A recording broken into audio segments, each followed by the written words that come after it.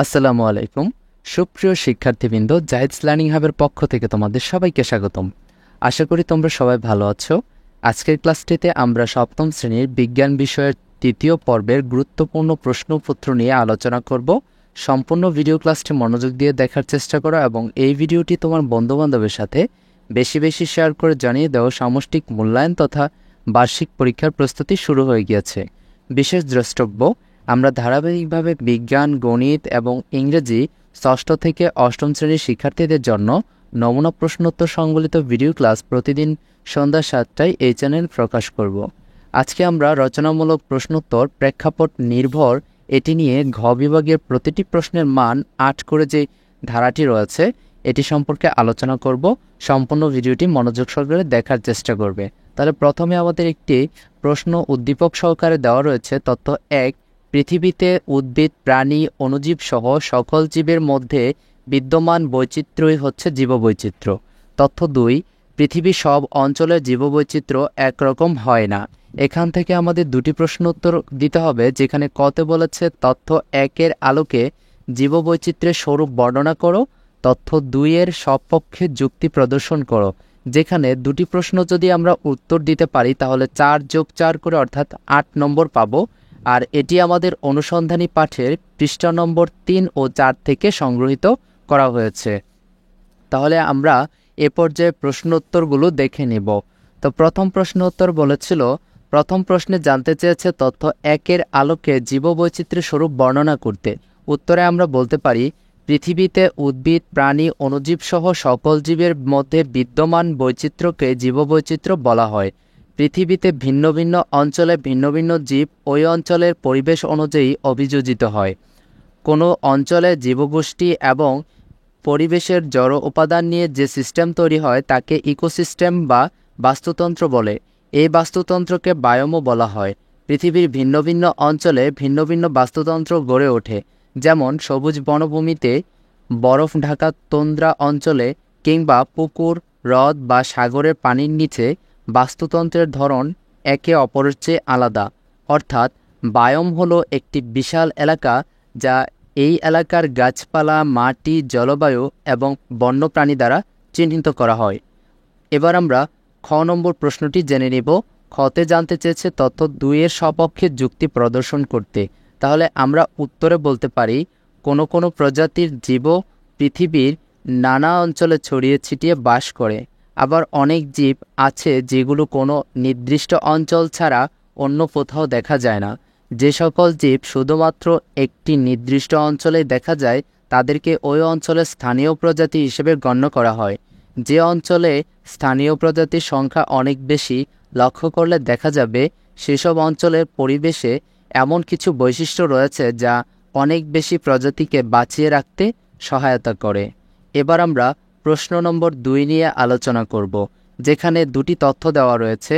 তথ্য 1, প্রত্যেক জীব সবসময় তার পারস্পরিক পরিবর্তনশীল পরিবেশের সঙ্গে খাপ খাইয়ে বা মানিয়ে নিয়ে জীবনধারণ ও বংশ বিস্তার করে। তথ্য 2, একটি প্রজাতি বৈশিষ্ট্য বিভিন্ন প্রজন্ম ধরে পরিবর্তন হলো তার বিবর্তন। এই প্রশ্নটি মূলত অনুসন্ধানী পাঠের পৃষ্ঠা নম্বর 4 থেকে সংগৃহীত, যেখানে তোমরা দুটি প্রশ্নের উত্তর দিতে পারলে 4 করে টোটাল 8 মার্ক পেতে যাচ্ছ। তাহলে প্রথম প্রশ্নটি হচ্ছে তথ্য 1-এ বর্ণিত বিষয়টি ব্যাখ্যা করো এবং দ্বিতীয় প্রশ্নটি হচ্ছে তথ্য 1 ও তথ্য 2 এর মধ্যে পার্থক্য উপস্থাপন করো।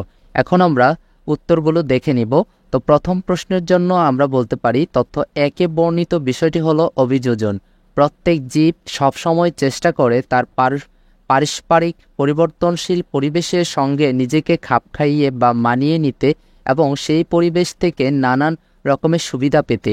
পরিবেশের বিভিন্ন প্রতিকূলতার মধ্যেও নিজেকে ঠিকমতো মানিয়ে নিয়ে সুষ্ঠুভাবে বেঁচে থাকা এবং বংশবৃদ্ধি করার জন্য জীবের নানা রকমের পরিবর্তন ঘটে। এই পরিবর্তন গঠনগত হতে পারে, শারীরবৃত্তীয় হতে পারে কিংবা আচরণগত হতে পারে। এর ফলে জীব যে বৈশিষ্ট্য অর্জন করে তা পরের প্রজন্মেও সঞ্চারিত হয়। এভাবে প্রত্যেক প্রজন্মে নতুন কিছু বৈশিষ্ট্য অর্জনের মধ্যে একসময় সরল জীব থেকে নতুন জটিল জীবের উদ্ভব ঘটে, অর্থাৎ জৈব পরিবর্তন ঘটে। যে সমস্ত পরিবর্তন জৈব পরিবর্তিত হতে সাহায্য করে তাদেরকেই অভিযোজন বলা হয়। এবার আমরা খ নং যে প্রশ্নটি ছিল সেটি জেনে নিব, যেখানে আমাদের কাছ থেকে জানতে চেয়েছিল তথ্য 1 ও তথ্য 2 এ বর্ণিত বিষয় দুটি হলো এর অভিযোজন বিবর্তন। নিচে অভিযোজন ও বিবর্তনের পার্থক্য উপস্থাপন করা হলো। এবার আমরা অভিযোজন এবং বিবর্তনের পার্থক্যসমূহ জেনে নিব। তো প্রশ্নের উত্তরে আমরা লিখব, অভিযোজনের ক্ষেত্রে অভিযোজন পরিবর্তিত পরিবেশের সাথে মানিয়ে নিতে পরিবর্তিত কোনো কাঠামোকে বোঝায়, আর বিবর্তন হচ্ছে ক্রমাগত প্রজন্মের জৈবিক জনগোষ্ঠীর গুরুত্ব বৈশিষ্ট্যগুলোর পরিবর্তনে কথা উল্লেখ করে।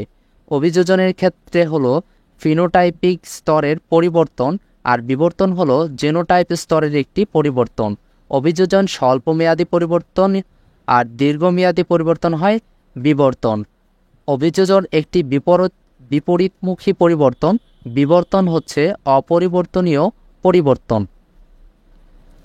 এবার আমরা পরের যে প্রশ্নটি রয়েছে সেই প্রশ্ন সম্পর্কে আলোচনা করব, যেখানে একটি উদ্দীপক রয়েছে। উদ্দীপকে বলেছে, জীববৈচিত্র্যে এক অপূর্ব লীলাভূমি বাংলাদেশ, পরিবেশগত বিভিন্ন অনুকূল অবস্থার প্রেক্ষিতে এদেশে নানা ধরনের প্রাণী ও জীবজগতের অভয়ারণ্য মূল কারণ। বাংলাদেশ জীববৈচিত্র্যে সমৃদ্ধ হলেও মানুষের বিভিন্ন কর্মকাণ্ডের কারণে বেশিরভাগ জীববৈচিত্র্য ঝুঁকির মধ্যে রয়েছে। প্রশ্ন ক, উদ্দীপকে উল্লিখিত জীববৈচিত্র্য বর্ণনা করো। তাহলে আমরা প্রশ্নের উত্তরটি দেখে নিচ্ছি। উদ্দীপকে বাংলাদেশের জীববৈচিত্র্য সম্পর্কে উল্লেখ করা হয়েছে। নিচে বাংলাদেশের জীববৈচিত্র্য বর্ণনা করা হলো। উদ্ভিদ প্রজাতির মধ্যে আছে 1988 প্রজাতির শৈবাল, 275 প্রজাতির ফানজাই, 248 প্রজাতির বিরল মশ জাতীয় উদ্ভিদ, 195 প্রজাতির ফার্ন জাতীয় উদ্ভিদ, 7 প্রজাতির নগ্নজীবী এবং 3611 প্রজাতির গুপ্তবীজী উদ্ভিদ। মেরুদণ্ড প্রাণী, মেরুদণ্ডী প্রাণীর প্রায় 1600 প্রজাতি আছে। প্রাণী জগতের মধ্যে আছে 653 প্রজাতির মাছ, যার মধ্যে 251 প্রজাতির মিঠা পানির মাছ এবং 402 প্রজাতির লোনা পানির মাছ। রয়েছে 790 প্রজাতির পাখি, 63 প্রজাতির উভচর, 174 প্রজাতির সরীসৃপ এবং 121 প্রজাতির স্তন্যপ্রায়ী প্রাণী। এরপর অমেরুদণ্ডী প্রাণী, অমেরুদণ্ডী প্রাণীর মধ্যে আছে 175 প্রজাতির প্রোটোজোয়া, 29 প্রজাতির পরিফেরা, 102 প্রজাতির নিডারিয়া, 76 প্রজাতির রোটিফেরা, 126 প্রজাতির প্লাটিহেলমিনথিস, 176 প্রজাতির নেমাটোড, 479 প্রজাতির মোলাস্কা, 46 প্রজাতির একাইনোডার্মাটা এবং 5000-এর অধিক প্রজাতির আর্থ্রোপোডা। খ নম্বর প্রশ্নটির উত্তর আমরা জেনে নিব, যেখানে প্রশ্নে বাংলাদেশের জীববৈচিত্র্যের ঝুঁকি সম্পর্কে বলা হয়েছিল তার কারণগুলো উল্লেখ করতে।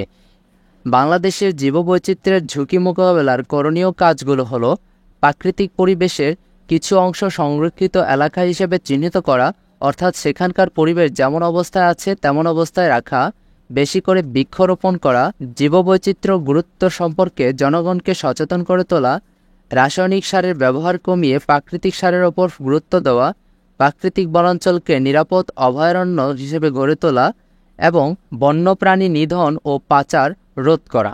সুপ্রিয় শিক্ষার্থীবৃন্দ, তোমরা যারা সম্পূর্ণ ভিডিও ক্লাসটি মনোযোগ সহকারে দেখেছ, তোমাদের সবাইকে অসংখ্য ধন্যবাদ।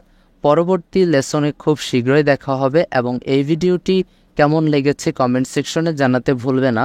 ভিডিওটি বেশি বেশি করে শেয়ার করো তোমার বন্ধুবান্ধবের সাথে। ধন্যবাদ সবাইকে।